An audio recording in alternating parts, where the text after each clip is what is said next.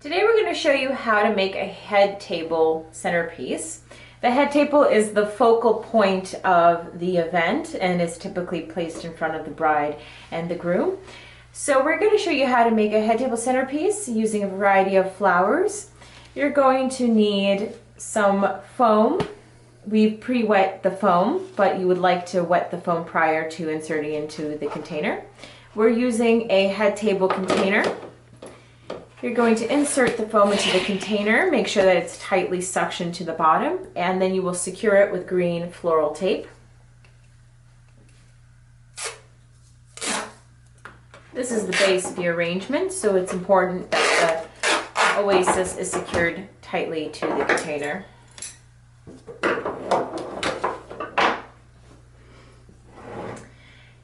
We created a few other centerpieces to put on the sides of the table for this particular event.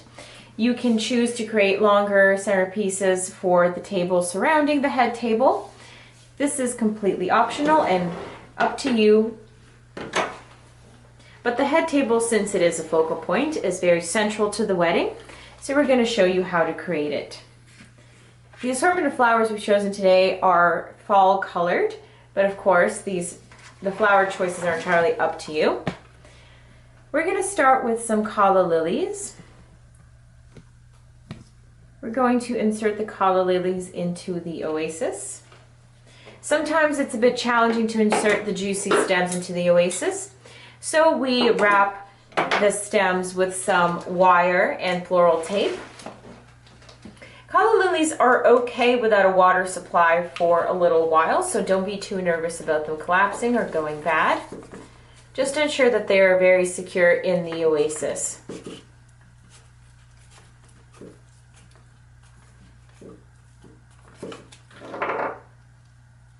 Inserting the stem of a Calla lily into the oasis is typically a little bit tricky because the stems tend to bend or break and aren't easily inserted all the time, so it's a good idea to additionally secure it with some wire to make the insertion a little bit easier. So you just put the wire through the neck of the Calla lily and secure it with green floral tape.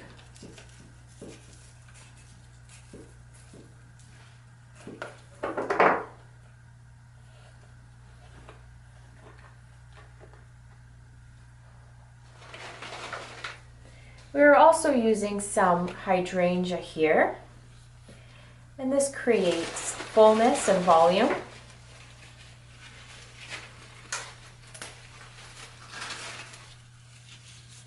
This particular hydrangea is non-collapsible, so it doesn't require too much water, but if you choose to use a different hydrangea, make sure that the oasis is very saturated, and make sure you fill in the container with some water after you're through.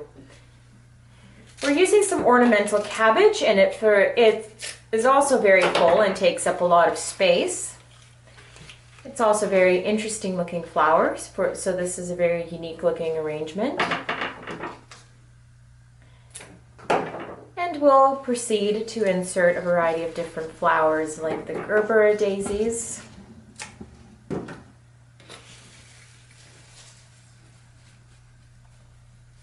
Select flowers that fit your theme.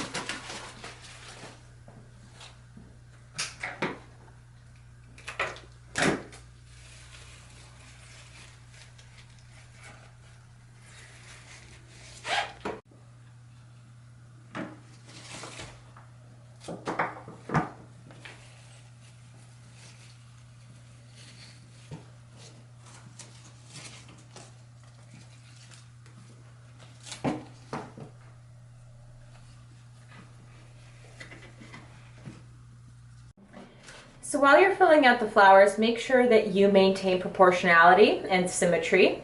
So if you put a flower in one specific place, make sure to mirror that flower in the opposite side.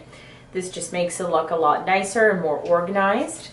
When we assemble the flowers in the head table, we tend to put more flowers towards the front or the face of the arrangement, simply because the back of the arrangement will not be viewed by the guests. And it's not absolutely necessary to create a back to the head table. So the front is the central focus. The front tends to be a little bit more cascading and protruding. So here we're using some Dusty Miller to make the cascading effect. This simply creates fullness and a little bit more drama. So we'll be filling out the arrangement with some greenery and using some aspidistra leaves and some salal to create this effect.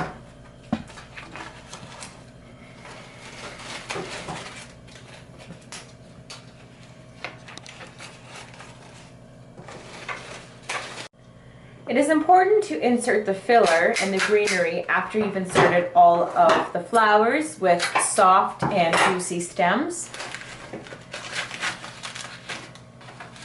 This way you create the arrangement without any additional breaking or damage, since the stems of the flowers that are inserted initially tend to be more fragile. So you want to make sure that they come first. Insert the greenery around the arrangement to create the sort of spreading effect and cascading effect.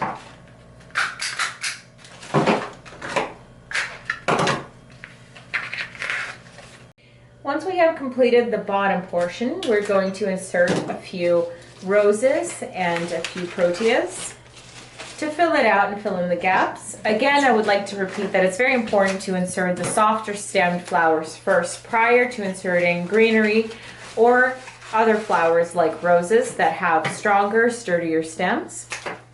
So as you can see, we're just simply filling in the gaps and completing the arrangement.